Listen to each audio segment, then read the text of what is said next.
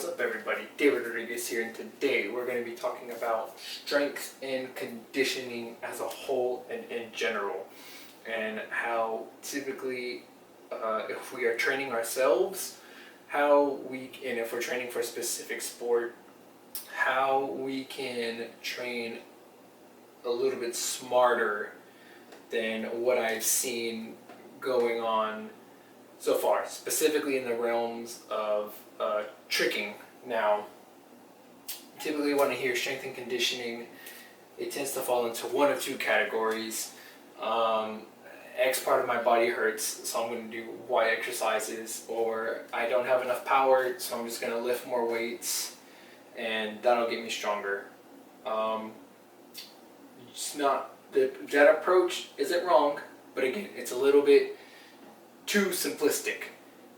And so, same thing with conditioning. Typically I hear, oh, my cardiovascular system is blah, so I'm just going to run longer. Same thing.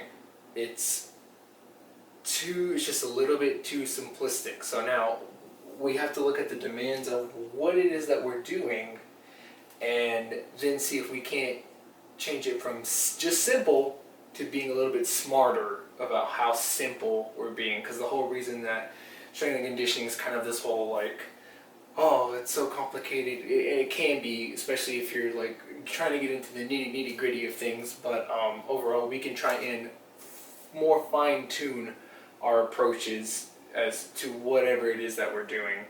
But first, we have to look at the three demands, or the three things that influence what we're going to be doing in our strength and conditioning. And now this goes for all sports. This doesn't just go for tricking, this goes for every single sport. And these are just three base concepts that should inform your decisions about how you're going to train your athletes, or how you're even going to train yourself. So number one is the demands of your sport. What are your demands? Are you running? Are you walking? Are you kicking things? Are you punching things? Are you picking things up? Are you putting things down? Are you pulling yourself up over things? Are you hopping, jumping, skipping? Any combination of these movements. So this is, again, this will primarily influence your strength. This is going to determine how strong it is that you kind of need to be. Since you're picking up, putting things down, sort of akin to powerlifting, strongman, you're probably going to be pretty freaking strong.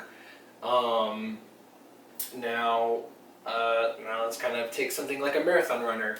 You're not picking anything up, putting anything down, you're just running for a long time.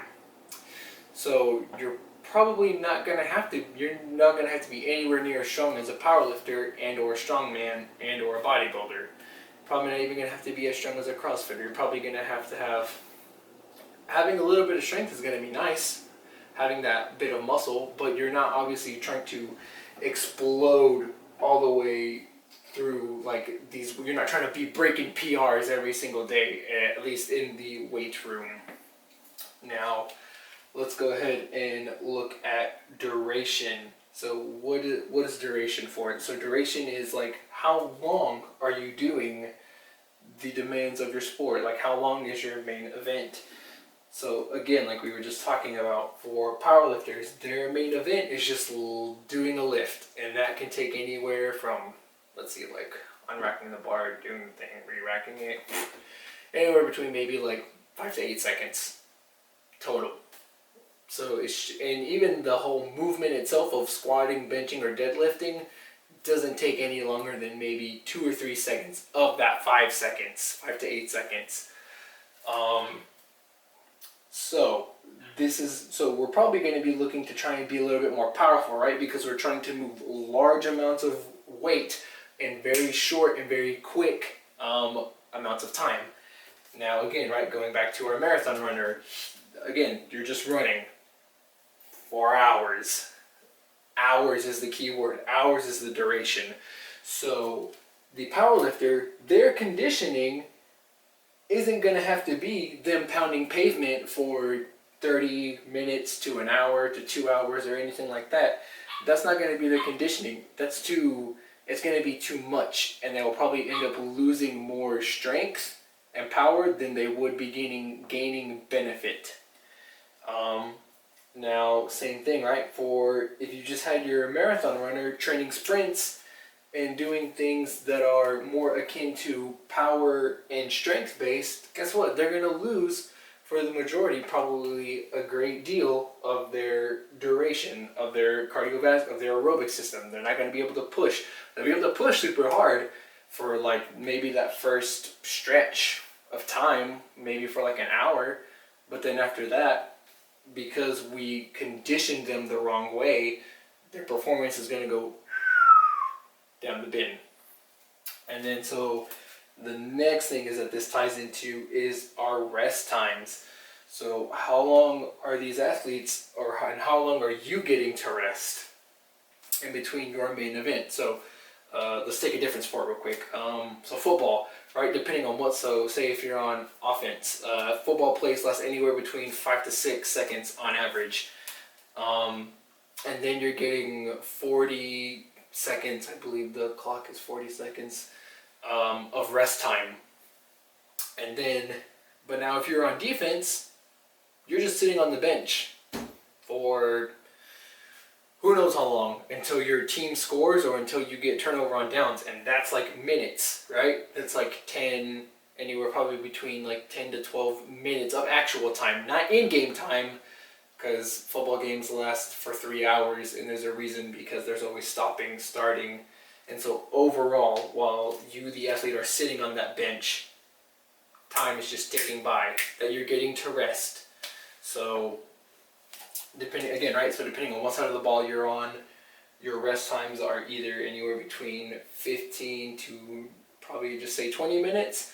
But then if you're actually playing on the field, your rest times go anywhere from between 40 seconds to maybe a minute or two, because if timeouts are called. But those tend to be rare because there's only 3 per quarter, I think. So now, with all this, let's try and see how we can be a little bit more smarter about the conditioning and the strength training that we're doing. So how do we train for strength and conditioning a little bit? Even if we're simple, how can we train it smarter? So the easiest way, or the best way that I've always seen that we develop strength and conditioning, is during the off season, during an off season of training. So technically, training doesn't have an off season. It's mostly dependent upon you as the athlete when you choose to give yourself that break. But if I were to give training an off season, we'll just give it a fairly short 12-week, 13-week block of off-season training. And so the reason I say 13-week is because even underneath this 4-week period, we're going to be building and trying to develop our basic movements. Basic movements, push, pull, squat, hinge, and single leg.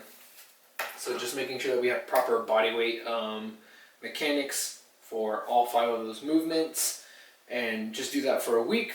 Make sure you got everything, record yourself, whatever, and then we'll move on to the actual training block. So of course, as you see, these 2 pyramids go inversely of each other. So in the beginning of our 4-week period, we're mostly going to be focusing on developing our strength and conditioning.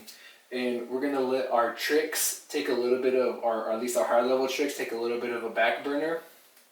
Again, so for 3 to 4 days of training, we're going to be focusing on squats, bench, deads, pull-ups, things of that nature, and also putting in a little bit of cardio depending on where your weaknesses lie. So again, and so for this, and especially, we're looking on trying to develop hitting numbers. We're trying to get as big as numbers as we can. The stronger we are, technically, the better athlete we can also be. And then so we'll focus on that for 4 weeks, and then also during 1 or 2 days, sprinkling in on your lighter days, we can focus more on our kicks: round kick, hook kick, side kick, back kick, simple kicks, backflips, setting for height, things of that nature, gainers, butterfly kicks, any of the basic tricking movements that don't really require a twist in it. Now, obviously, depending on who you are, that might be a little bit too simple. So add twists at your own discretion, maybe towards week 3 to 4. And also building just simple combos. Now, whenever we move up to 6 to 8 weeks, so this is going to be about month 2 of our training cycle, we are now going to try and start making things a little bit more specific to our sport. It's not going to be crazy specific, but we're going to try and focus a little bit more. So, for our strength development, so now instead of hitting numbers, we're now going to try and start, we can go one of two ways. We can either start developing overall numbers, as I discussed earlier before, or we can start developing power. And because we as triggers are power athletes, we're going to avoid and deviate from developing numbers, and now we're just going to try to take what we have and now try and see how fast we can move that weight. So squats might be, you might want to increase the rep speed of your squats. Same thing, explosive push-ups, explosive pike push-ups to mimic cartwheels, explosive pull-ups, same thing, box jumps, broad jumps, single leg broad jumps, things of that nature. We're focusing now on power development and how far we can push our body. And so this is kind of, again, where we talk about putting on more weight. Technically, putting on more weight can lead to a higher increase in power, but if you're not pushing that higher amount of weight with the same, so like if you had, so say you started at 200 and then now you want to go up to 225, in order, you're increasing the weight to increase your power. Well, you have to bench press 225 at the same speed that you're bench pressing 200.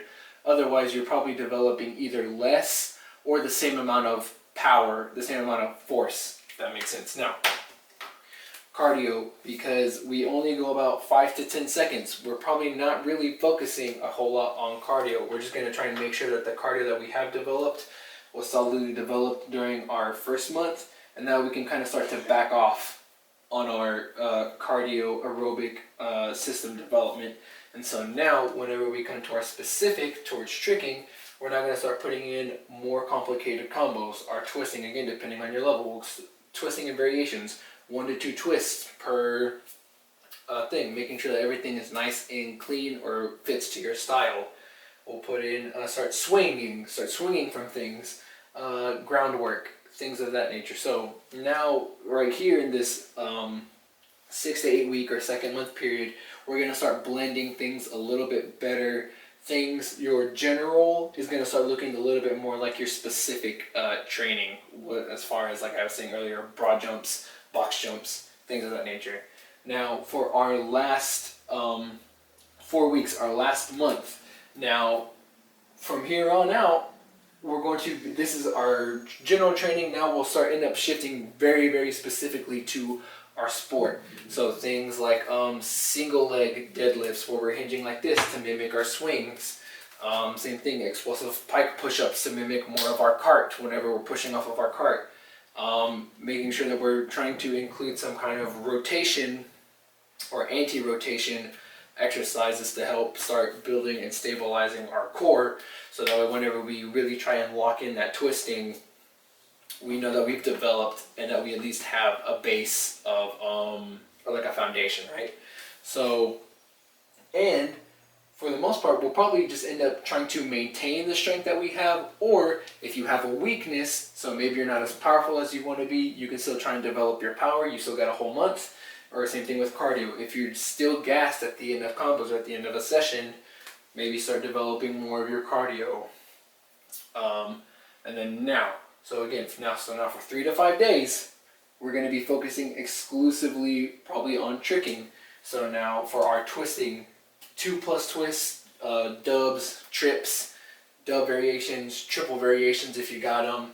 Same thing, double variations, triple variations, and swings. So now, hopefully, if you already set the groundwork for everything here, you can now start swinging variations. So like cork round swings, or cart full round swings, or cart full double round swings. Sorry, my camera died. But anyways, yeah, that about sums it up. So if you like this kind of sports performance educational content geared towards tricking, please like, subscribe, follow me on Instagram, hotrod_intricate33. It'd mean a lot to me, and this is something that I want to do and try to push sports performance for tricking for the rest of my life. Questions, concerns, comments, complaints, again, please let me know. Hope y'all learned something, and have a good day.